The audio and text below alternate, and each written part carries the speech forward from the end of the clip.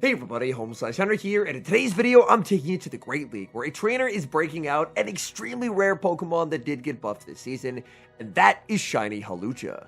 Now, these battles were submitted to the channel by a member of the community, Blesmo, so many thanks for the battle submission. Now, Hawlucha has always had an unbelievably powerful signature move of Flying Press. However, previously it was stuck with pretty mediocre fast move in Poison Jab.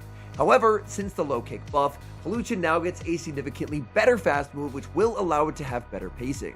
So, without further ado, let's hop into the matches. And in game number 1, this team picks up a pretty solid lead, leading Shadow Drapion into Medicham. Medicham has pretty good matchups in this meta across the board, but the Shadow Drapion matchup is actually a negative one. And that's just because Medicham and Drapion have the same pacing, but Drapion is going to be winning charge attack priority. So Drapion is able to land the crunch, absorb dynamic punch, and win charge attack priority over the Medicham. Now Medicham is in a very awkward spot. It can't really ever farm down. It can win the ones if it does go double Ice Punch afterwards, but they let it go to try and go for a Togekiss farm. But unfortunately they do not get it, as Drapion makes the Aqua Tail. Aggressive pivot into the Shadow Gliscor. Gliscor will take quite a lot of damage from Psyshock, so it will be putting up the shield. Unfortunately, the Togekiss has so much energy already that it's already at another Psyshock. And Hawlucha is not the tankiest Pokemon around, so Gliscor is going to no-shield, overfarm quite a bit, and look to secure the knockout with the Acrobatics. Acrobatics will be massive overkill here. Shield comes up from the opponent, so it appears whatever they have in the back does not want to deal with a loaded Gliscor. Gliscor makes the Sand Tomb. Sand Tomb is going to land. It's a simultaneous knockout. In the back, opponent has Shadow Quagsire. In comes Hawlucha. Opponent sees the writing on the wall and concedes the match. Hopping into game number 2, picking up what I imagine is a pretty awkward lead, Shadow Drapion into Shelgon. Shelgon has incredibly efficient pacing, every 10 turns being able to spam out Twister.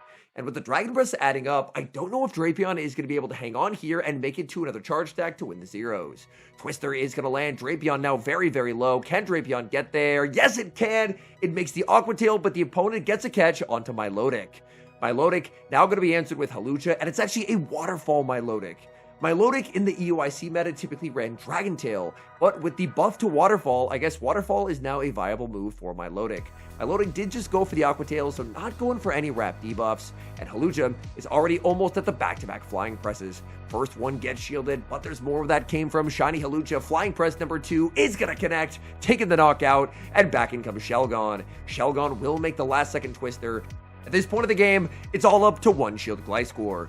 In comes Gliscor, it's a Corviknight in the back, and unfortunately Gliscor is fully walled. This is the worst case scenario. Gliscor can only hit for resistant damage. However, Corviknight does not get the Air Cutter boost, so maybe there's a chance. Acrobatics, even when resisted, will hit for incredible damage. It looks like Shadow Acrobatics will very easily two-shot the Corviknight. Corviknight farms up once again. Tough call to make. The no-shield comes out from the Gliscor, calling the Air Cutter, and now a Sand Tomb bait. The opponent calls it, the game ends on the spot. Will they put up the shield? Yes, they do. Maybe there's an opportunity here, but the opponent will have the ability to try and go for the catch. They still have the Shelgon. Air Cutter will be shielded. There's the pivot into the Shelgon, but they switched way too soon. They tried to snipe down with Dragon Breath. It's not gonna work, and Shadow Gliscor does the impossible, taking down Corviknight with entirely resistant charge attacks to win the game. We move to game number 3, picking up a bit of a core breaker, Shadow Drapion into Volt Switch Fortress. Volt Switch Fortress is very strong into both the Drapion and the Hawlucha, so this could be a pretty tough game. Shadow Drapion lands the crunch that does do some pretty considerable damage, but there's a very nice catch of a potential Sand Tomb onto the Gliscor. Bad news, however, the Fortress did go for a Rock Tomb, and now they're going to send in Jellicent. The good news is even a -1 Acrobatics is still going to hit for some incredible damage. Acrobatics is going to land, Jellicent gets rocked, Jellicent going to farm up to the back-to-back Surfs, and unfortunately Gliscor can't really afford to shield here. Surf will take the knockout, back in comes the Drapion, but Drapion is going to take some pretty significant damage from the Surf. There are only 3 off the next as well. Surf is going to be no-shielded. Drapion going to farm up to the back-to-back Aqua Tails, firing off this energy right before Surf number 3 is available. Aqua Tail will take the KO. Opponent sends back in the Fortress, and Drapion will go for the Aqua Tail bait. Unfortunately, there's going to be a lot that Hawlucha needs to do to win this game. In comes Hawlucha. Unfortunately, the opponent actually ended up calling the bait there. Had the crunch been thrown, Hawlucha could have farmed down, but now Hawlucha is going to be debuffed. In the back is Shadow Drapion, and I think this game is probably going to end in defeat.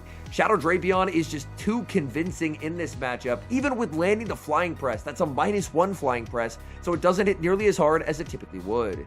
even if Hawlucha gets a catch. Unfortunately, I just think the writing's on the wall in this one. They're at the back-to-back Aqua Tails. There's the catch, but I think Hawlucha is not going to be able to get that farm down. The pivotal decision to bait with the Aqua Tail against that Fortress ends up coming back to haunt as the Shadow Drapion hangs on 1 HP, knocks out Shiny Hawlucha, and the opponent will take the win. We move to game number 4, picking up a bit of an awkward lead, Shadow Drapion into Azumarill. Considering the backline gets absolutely destroyed by Azumarill, it's very important to see the Azumarill here, but the Drapion is completely walled. Drapion is going to strike first with the Crunch. Unfortunately, no Crunch debuff does come through. But without those Crunch debuffs, this matchup can get a little bit precarious. Crunch number 2 connects. Again, no debuff for the Drapion. Drapion's going to be no shielding as the Azumarill goes for the Ice Beam bait. Pivot out from the opponent, save switching at a Furret, but I think they're going to regret that decision as in comes the Shiny Hawlucha. Hawlucha will very comfortably be able to absorb the Swift, and Hawlucha just has insane charge tech pressure with Flying Press. Unfortunately, it looks like Hawlucha may have tried to click the charge tech there and got an overtap, so unfortunately was not able to CMP tie the Furret. Definitely not ideal as now Hawlucha is down a shield. Hawlucha undercharges the Flying Press, but that is definitely going to be taking the knockout. Flying Press will still be able to pick up the knockout as Azumarill gets sent back in. So Azumarill, they're going to end up losing their energy unless they put up the shield. They do put up the shield, firing off another Ice Beam right before Hawlucha is able to make Flying Press number 2. And now it's going to be the Gliscor show from here on out. Timer counts down, in comes Gliscor, it's Gastrodon in the back, and this is a relic of a forgotten time. Gliscor farms up, gonna go for the Sand Tomb bait, hoping Gastrodon puts up the shield. Gastrodon does put up the shield, and that should seal it. Gastrodon just does not have enough energy here. Even if they body slam bait, they can't make it to the Water Pulse. Gliscor makes the acrobatics. Gastrodon getting sent back to 2 seasons ago, back when it was still good. Acrobatics takes the knockout, back in comes Azumarill, and there's just no way out. Azumarill too slow, too clunky. Sand Tomb takes the knockout, and that's a good game. We move to the next match. Shadow Drapion is going to be greeted with an Impoleon on the lead, and Impoleon is not a Pokemon that this team likes to see. Even the Hawlucha, if it ever gets a little bit down energy, would get absolutely eaten alive by super effective drill packs. Drapion with an O-Shield lives the Hydro Cannon, but not by much, barely able to hang on and return fire with the Crunch. Crunch is going to be no-shielded as well. That is valuable damage onto the Impoleon. Impoleon looking for a farm down, can't quite get there. Shadow Drapion able to make the last second Aqua Tail. Aqua Tail is going to land. Unfortunately, Impoleon survives. That means Hawlucha is going to be forced to give up a shield or take massive damage. Hawlucha no shields, it's a blind Hydro Cannon, and that still hits for incredible damage. In the back is Florges, and unfortunately, this game is probably going to be impossible to win. Flying Press does get shielded, but Florges' pace into Chilling Water is just simply too good. Gliscor is going to get completely overrun. Gliscor shields up the Chilling Water, but the opponent doesn't ever really have a reason to pivot out here. They can just stay in with the Florges, apply insane pressure with the Chilling Water. The opponent does actually end up pivoting out, and this is a colossal mistake. If they stay in with the Florges, they have absolutely no loose con, because they're guaranteed to land a Chilling Water, but by pivoting out, maybe this opens the door to a potential win condition. Gliscor can't quite make the acrobatics, makes the Sand Tube, gets the shield, and then gets the catch. If Gliscor can wing attack down this Talonflame, then this game will actually end in a win. In comes the Gliscor. Gliscor not going to get the farm down, and unfortunately, the opponent made it so much closer than it ever should have been by pivoting out. But unfortunately, Gliscor just does not have enough in the tank, needs the acrobatics, cannot get there. The opponent almost threw that game by pivoting into the Talonflame, but unfortunately, it was just still too much of a negative situation to try and get a win. Picking up a much better lead in the next match, Shadow Drapion into Jellicent. Opponent save switches into their own Drapion, and that's going to be answered with Hawlucha. This matchup is nice because the Drapion will be forced to fire off Aqua Tail instead of Crunch. And Crunch is definitely the move that Drapion typically wants to go for in neutral matchups. Hawlucha is going to overfarm CMP tie Flying Press to the Aqua Tail, and Flying Press just takes the knockout. Oh my goodness, that damage. Let's go, Hawlucha. Hawlucha will fire off an Aerial Ace at the Jellicent. Unfortunately, anytime fighting is resisted, Hawlucha's damage is going to be somewhat underwhelming, but man, when fighting isn't resisted, Hawlucha's damage is absolutely insane. In comes Shadow Drapion, getting a Poison Sting through as the opponent undertaps the Surf. Surf is going to do some pretty substantial damage, and unfortunately there's more where that came from. Shadow Drapion no shielding both, should barely hang on here. There's the pivot into the Gliscor. Gliscor going to be answered with Morpeko, and oh my goodness, this Morpeko is about to get absolutely destroyed. Sand Tomb shielded up, they're shielding the first, and we know that is not a recipe for success. Gliscor is going to no-shield. It's the Psychic Fangs. Morpeko now in the Hangry form. Gliscor gets to ramp up its damage with another Sand Tomb. Opponent sees the writing on the wall and concedes the match. Shadow Drapion into Shadow Quagsire. Quagsire definitely a bit of a team breaker here, but an immediate save switch into Hawlucha, and it's actually a Water Gun Quagsire. Water Gun Quagsire, not too common in the Open Great League, but in some of the limited metas, Water Gun Quagsire can be an absolute nightmare. Hawlucha puts up the Protect Shield as Quagsire will fire off the Aqua Tail. Aqua Tail would have done too much damage to the Hawlucha. Opponent now sends out Corviknight. I think Corviknight's about to get rocked by the Flying Press. Flying Press lands. Oh my goodness, with the low kicks, that should just two-shot. Unfortunately, Hawlucha barely cannot get there before Corviknight is able to make the Air Cutter. Shield comes up from Hawlucha, and a boost comes up from the Corviknight as well. Hawlucha gonna throw 4 low kicks, firing off the Flying Press just before the Air Cutter is available. Shield comes up from the Corviknight, and there is the catch back onto the Shadow Drapion. Hawlucha has been preserved. The boosted Air Cutter is gonna connect. Back in comes the Quagsire, but Aqua Tail I don't think will take the knockout here. Aqua Tail is going to land. Drapion able to hang on. Drapion very low HP, but barely able to survive the Water Gun fast move pressure to make the crunch. Crunch lands. Quagsire gets KO'd. Back in comes the Corviknight, but there's still quite a lot of energy stored on the Hawlucha. In comes Hawlucha, gonna throw 2 low kicks and the move just to ensure that the opponent cannot make the Air Cutter, and Flying Press will take the knockout. In the back, it's Galarian Moltres, and we know this Flying Press is going to hurt. However, the Flying Press is not going to take the one-hit knockout. If they have Brave Bird, things could get a little bit scary. In comes the Gliscor. This is Brave Bird. I think Gliscor is getting one shot here. They go for the Brave Bird. Gliscor gets KO'd. In comes Hawlucha, but Hawlucha low kicks down as close as it can get, but low kick takes the win. Tough opponent in the next match, battling against regional champion Zardy. Shadow Drapion into Credilli is never as good of a matchup as the Drapion player might want. Shadow Drapion is going to look to strike first with the Crunch. Crunch shielded up by the Credilli, as Credilli, once it gets that Rock Tomb debuff applied, tanks the Crunch significantly more comfortably. Drapion with a no shield and pays a price. In comes Hawlucha. Hawlucha, unfortunately unable to outpace, and Hawlucha will take critical damage from the Rock Tomb. Rock Tomb is going to land. In comes Galarian Corsola, and this is really not where Hawlucha wants to be. Hawlucha is facing down a double fighting resist, and Hawlucha is debuffed. Hawlucha able to make a last-second charge stack. Unfortunately, it is only going to be the Flying Press that is double resisted and double debuffed. In comes the Drapion. Looks like Drapion did get one turn bring in there, but gets the Crunch on the CMP tie. Crunch is going to be shielded up, and now it's got to be the 2-shield Shadow Gliscor show. Nightshade actually comes out from the Corsola. In comes the Gliscor. Gliscor will have to manage energy very carefully to ensure that Credilli is unable to apply a lasting debuff. In comes the Credilli. Credilli wants so desperately to apply the Rock Tomb debuff, but they're not going to get there. They make the Rock Tomb just to lose charge stack priority, and Acrobatics will secure the one-hit KO. And whatever they have in the back, they do not want to see the Gliscor as opponent sees the writing on the wall and concedes the match. We see a perfect mirror lead in the next match, Shadow Drapion into Shadow Drapion. Taking a look at Blesmo's IVs, my guess is he's probably not a CMP tie winning Drapion. But the good news is a good IV Drapion should be able to survive the 8 Poison Stings and 2 Aqua Tails, so the next Aqua Tail will not knock out. But he's actually going to send in Hawlucha. Hawlucha getting a massive energy head start. In comes Annihilape, but Annihilape is immediately under pressure from super effective Aerial Ace.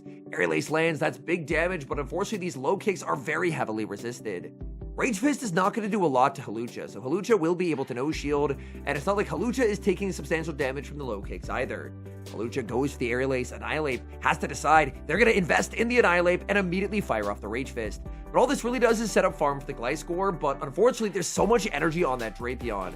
That Drapion has back-to-back Aqua Tails loaded, and that's going to be a big problem for the Gliscor. Gliscor is going to be forced to shield not once, but twice if it wants to keep that health bar full. There's the pivot into the Drapion, but the opponent read the combination play, and they end up making a catch.